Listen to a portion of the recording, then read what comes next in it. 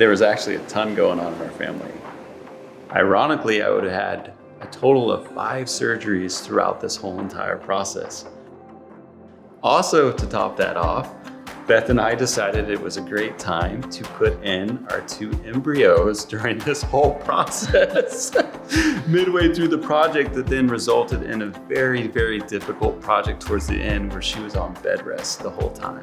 And meanwhile, this is when the impetus of COVID all hit us, right? So where it was like, we're shutting down the world. And for me, as a builder, come hell or high water, we're not gonna quit on our clients.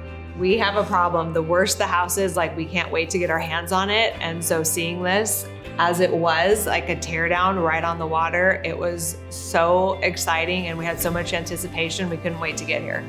Tim and Nanette have just an alive personality, a wonderful personality, a vision. Some people would say they were completely crazy to buy this place.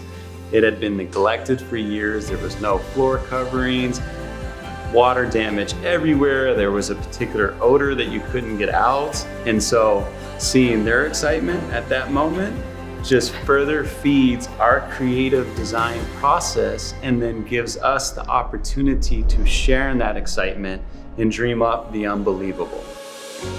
They could tell instantly that we saw what they saw through their eyes, and we're able to interpret that with them and for them, and then give them ideas they had not even thought of. One unit, the penthouse unit, was all original, terrible, orange, crazy.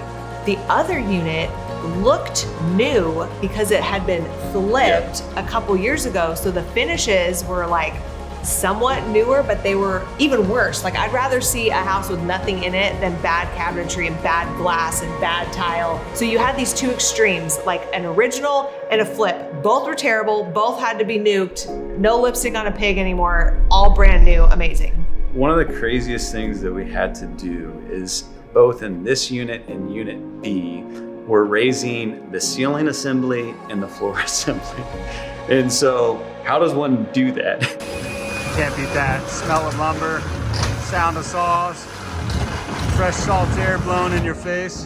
What more could you ask for? Oh, where's the front of the building? Está quebrándolo otra vez, huh?